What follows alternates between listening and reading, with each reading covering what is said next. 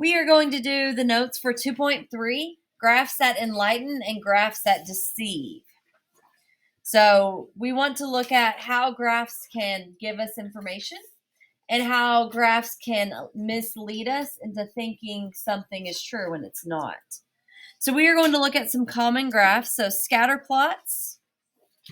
So a way to graph paired data sets where the ordered pairs are graphed as points in a coordinate plane.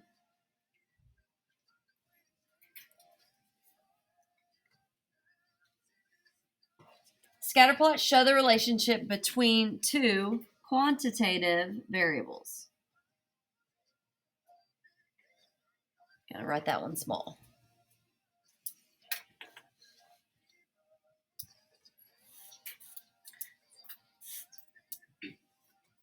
So we can graph this on a coordinate plane. We first need to label our axis. So see how all of these also have titles. So make sure that you write your title, write what your axes are, and also put the scale on there.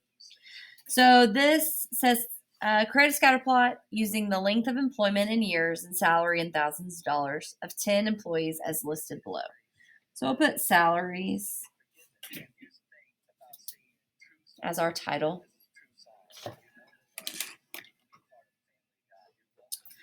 So our X variable would be length of employment.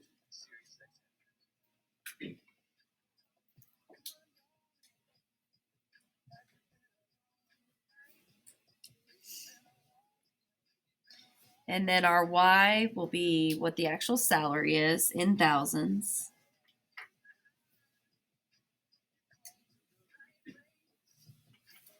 I'm going to abbreviate that.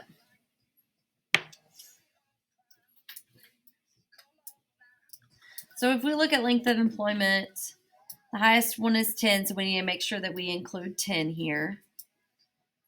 So 2, 4, 6, 8, 10.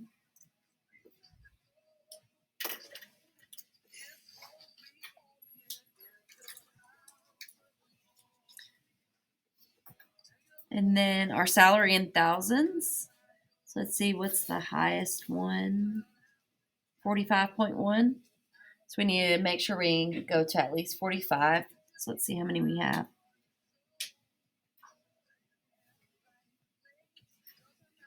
So there's 13 of them. What do y'all think we should go by? Fives.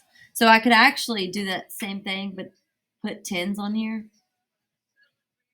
20, 30, 40, and 50.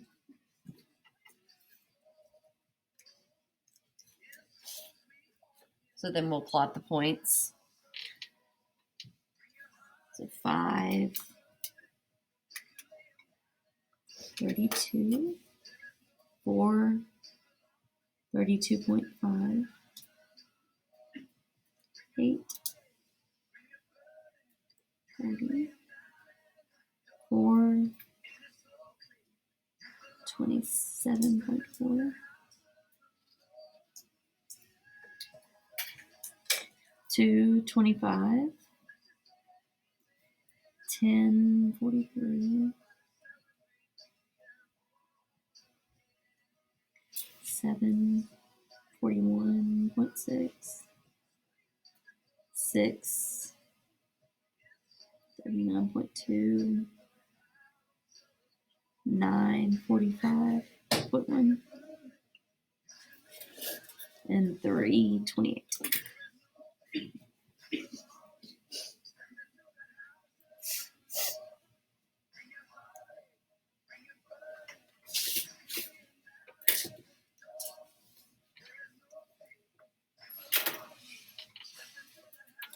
Okay, so once we find or create that scatter plot, we need to look at if there are any patterns that we could see. What kind of pattern or assumption could you make about this?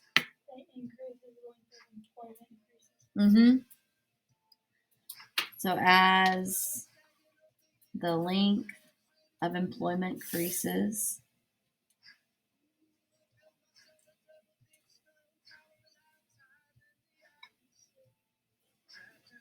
The salary increases.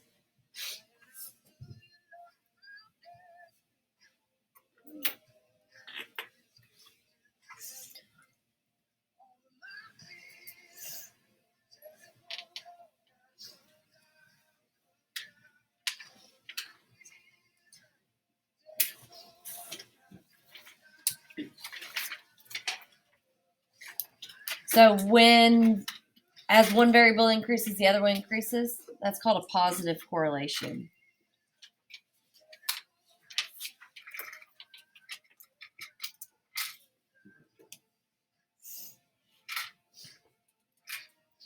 It's increasing.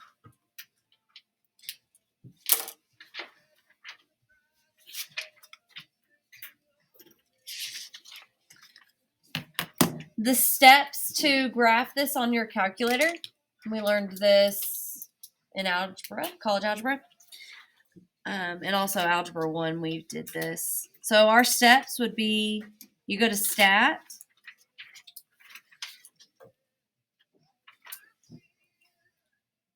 well, it's stat, which is edit, stat, it should be edit, not list, sorry. He's just asking my pencil bag. I've been looking for that everywhere. I'm going to ask you. Thank you. So L1 is going to be your X values, and L2 is going to be your Y values.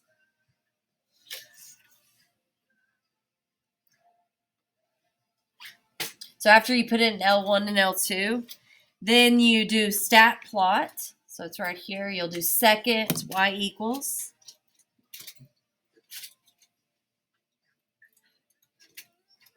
So I'm going to put in parentheses stat plot.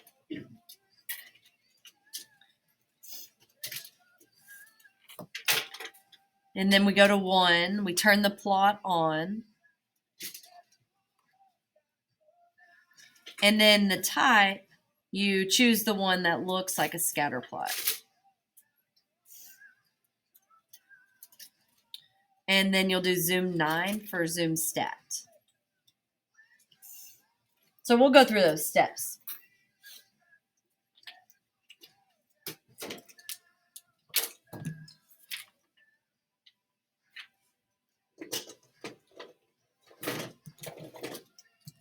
So step 1, go to stat, go to edit. L1, put your X's. L2, put your Y's. I'm going to go ahead and do that.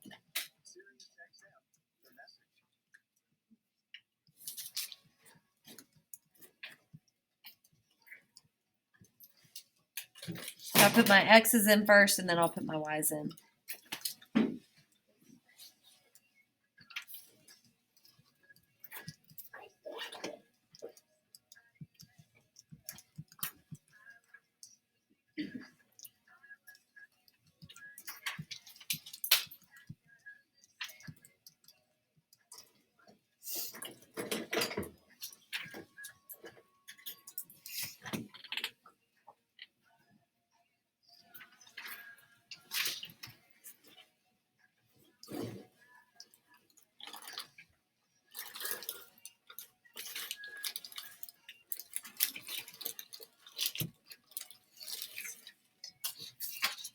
Okay, and once you have them in L1 and L2, let's go ahead and see what the graph looks like, scatter plot. So second Y equals, turn it on. And the first choice is the scatter plot. So we just keep it right there. And just make sure L1 and L2 are your X and Y's. You can change your marks if you want. You can change your color if you want. Then go zoom 9. And that's your scatter plot. So it looks representative of what we graphed on paper. And in 2.4, we'll talk more about scatter plots and correlations. We're going to run through a few types of graphs. A time series graph.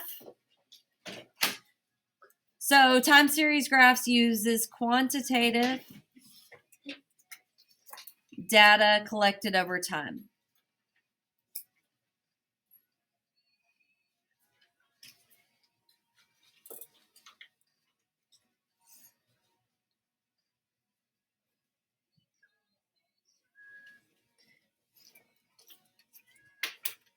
And so this helps you see what changes over time or how values change over time. So this is the year, and this is the Dow Jones Industrial Average high. So it's showing the pattern of it increasing, reaching a peak at that point, and then kind of came down. Reached a peak, came back down. So it's showing over time. What you can do, if you're given a time series graph, you can make a table of values that correspond to it.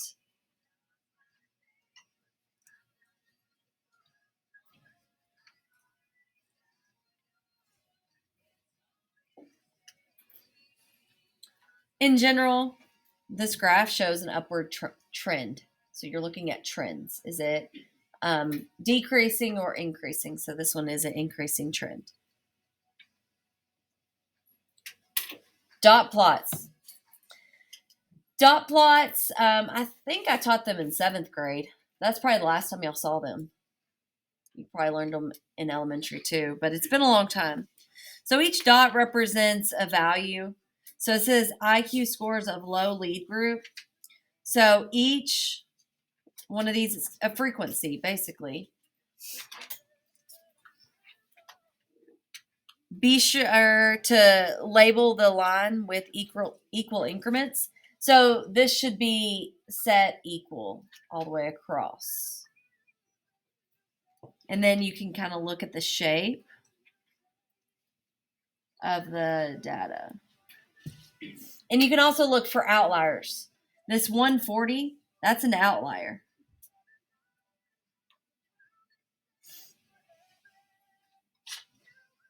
And it shows the distribution.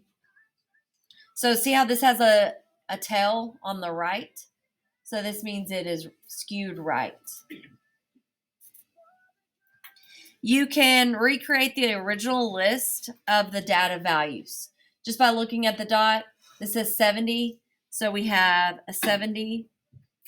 Then it looks like it skips 71, then it goes to 72, then 73, then 74, then 75, 71. And then that looks like a bunch of 76s, right? There's 1, 2, 3, 4, 5.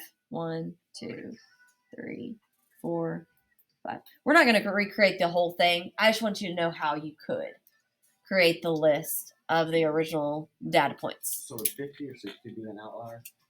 Oh, yeah. Because it would kind of go like that too. They're the lower outliers. Yeah. You're right. Good question.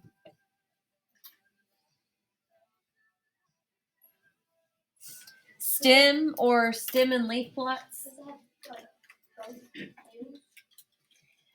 This is more of a dramatic increase, and then this is more of a slower increase where it has longer tails. So the tail kind of tells you where your extreme values are. So 140 in this case would be your extreme value. So that would be considered a right tail, right skew. So stem and leaf plots. This is also quantitative. Dot plots would be quantitative as well.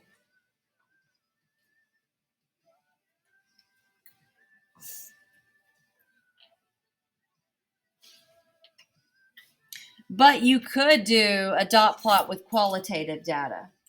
Think back to elementary school when you're like, the teacher asked, what's your favorite animal? And you would write the animal names here. You would have categories, and then you'd put dots. So, and also qualitative. So you could represent quantitative and qualitative.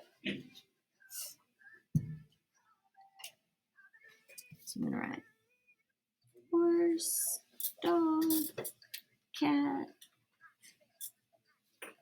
pig, cow,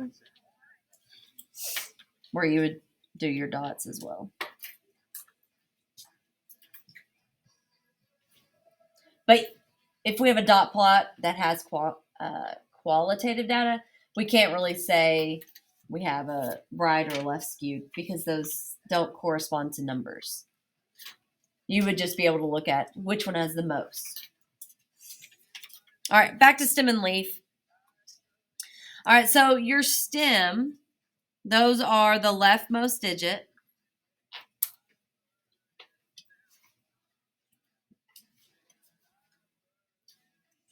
And the leaves come from the rightmost digit.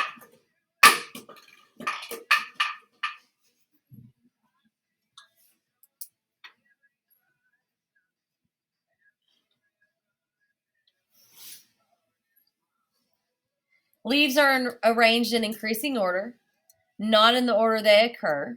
So you'll start at the smallest one and then go up. If we turn a stem plot on its side, we'll see the distribution of the data. Advantages are it shows the distribution, retains all the information from the original list, and the construction is a quick and easy way to sort the data. Better stem plots are often obtained by first rounding the original data values. They can be expanded to create more rows and condensed to include fewer rows. So this stem and leaf, so a stem would be like 5. That's your leftmost digit. So 5, and then we have this line that separates the leftmost digit from the right. So this 5, 0, 6 represent your lowest scores of 50 and 56. So this is your tens digit, and these are your ones digits. So then 6, there is nothing with 6 or 6D. There's no 60s. But 70, there's quite a few 70s there. 70, 72, 73, and so on. So remember that list that we started to create over here? It's the same. So this is the same thing as this. And then it says these IQ scores on this one would be, so this has the, so 11, that would be 111, 115, 115, 118. And if you turn it on its side, it also gives you a distribution. And it's kind of like the class sizes, the bar graph, because you have 50 here. How many 50s do we have in that class? We have 2. We have 50 and 56. We don't have any in the class of 60. We have quite a few 70s and so on. So if we try to look at the distribution, now we can see the distribution. And here is our max value right here, the most. And we have that extreme value again of 141. So this would also be considered right skewed, which it's the same data.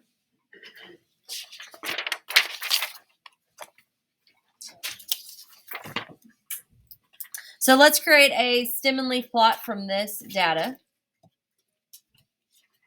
Use the following data to create a stem plot. Minutes spent watching TV over the last 18 days. Okay, so we would need to find our smallest value and see what digits they are. So what's our smallest? 40 something. So we'll have to put a 4 here. 40 what? 45? Okay. So we can put a 5 and 48.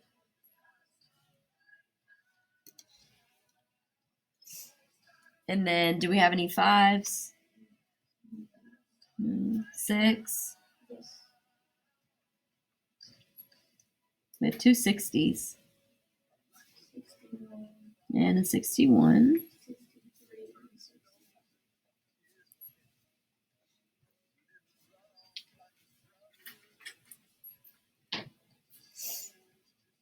Okay. And 7. Just 5.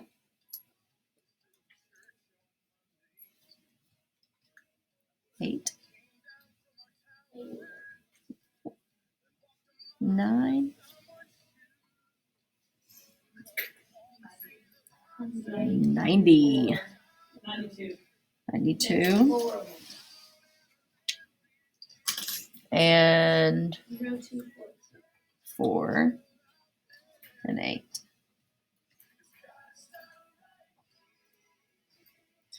Okay, so then the next one would have to be 10, representing 100. 101. 11. No 11. 110s. 120s. I have 120 there. And then 125. Gotta extend this line here.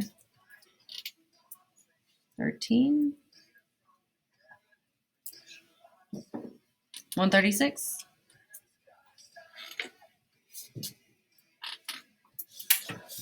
140s. 147.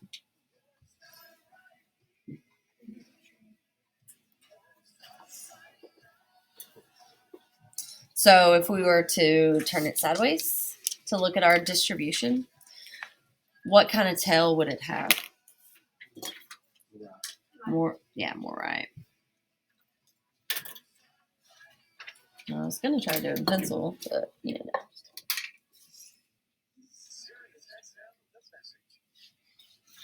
Yeah, so it's more right skewed at that point.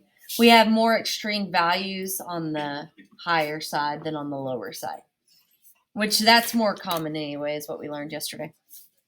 All right, bar graphs. This can be quantitative or qualitative.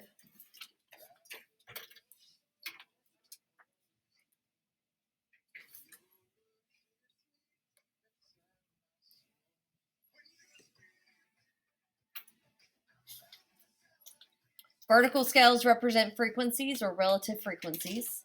Horizontal identifies the different categories. Because it is based on categorical data, the bars may or may not be separated by gaps.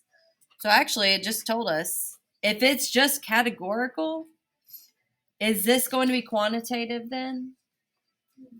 Mm-mm. So it's just qualitative.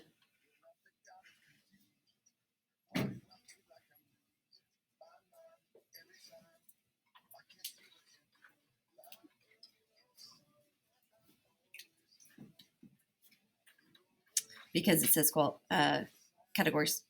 So this one's actually a multiple bar where you're comparing two different populations. So 2 bars, sets per category.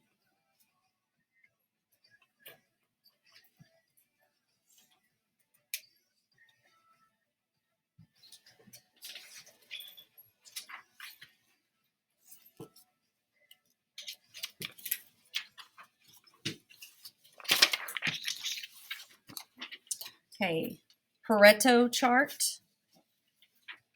This is just for categories. So then it is qualitative. Sorry, y'all can't see that.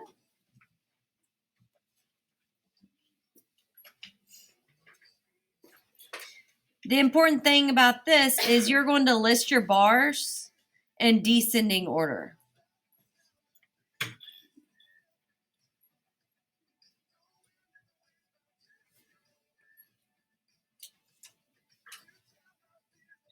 And you want to list in descending order. That way you can tell which category has the most in relation to the other categories.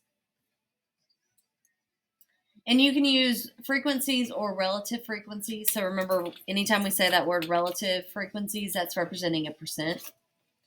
Tallest bar is on the left, smallest bar is on the right. Focuses your attention on the more important categories. And this is actually better than a pie chart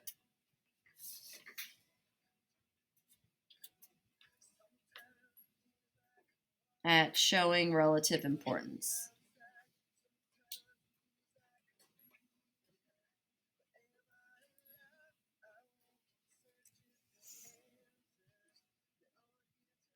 because you can tell how much more one category has over the others.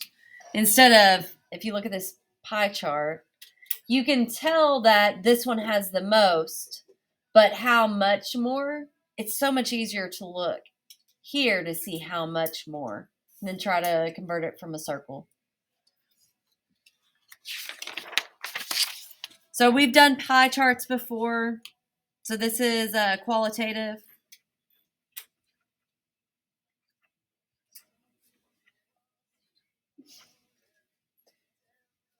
Construction involves slicing the pie into proportions. We're not going to construct them right now, but that is the gist of how to do it. The last one is the frequency polygon.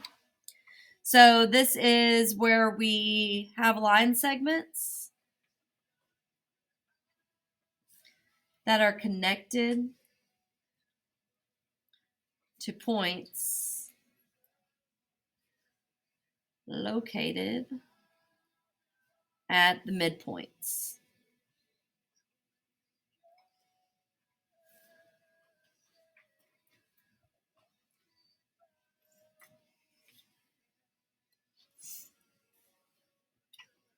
So frequency polygon, this is going to be your quantitative data.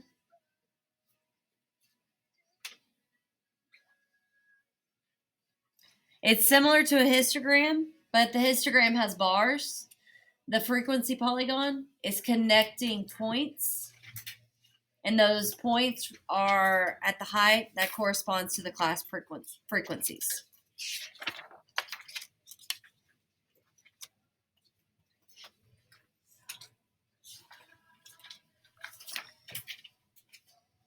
Okay, graphs that deceive. So the reason we want to learn about graphs that deceive is so that we can be ready to determine, is that a good graph, a good information to be able to make judgment about? Or is the media playing tricks on us, trying to get us to agree with whatever they want us to think? We've got to be able to think for ourselves. So one of the ways they trick us is by having a non-zero axis. So look at each one of these three. If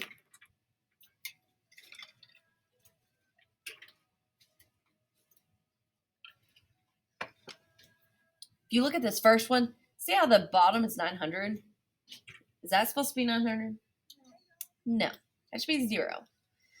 And then this one puts a break in the data, which is kind of the same, because they're skipping 900 and going, or 920, going to 920. Between the lowest and the highest, it's only 60.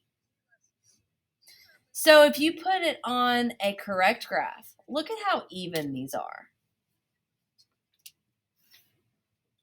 So you just got to be able to know this is not representing it right because of that non-zero axis.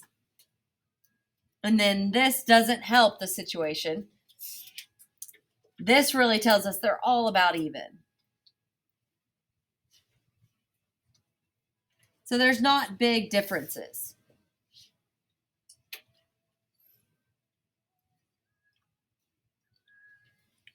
Okay, pictographs are another way that you can be deceived. So this says data are one-dimensional in nature, but often depicted with 2 or 3-dimensional objects.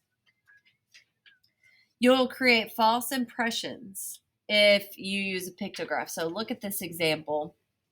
So it's saying how much, comparing income to educational attainment. So there's not huge differences. Let me see. Let me zoom that in right. In the amount of money, this went up by like $8,000. This went up by, what is that, 23, 20, something like that. And then this one went up by 20 something. But look how much bigger these boxes look. And they're using volume to represent a one-dimensional item. So that's why that is not a good way to represent data. If you have missing data, that can also make make you have incorrect conclusions. And then our last example is look at this graph. Y'all tell me what's wrong with it.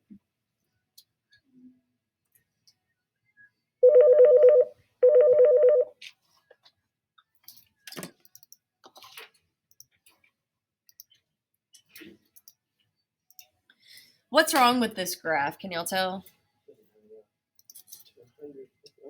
Yeah, that's more than 100%. So you think that would be easy to catch, but some people don't catch that. Oh. All right, so that is it for the lesson for today.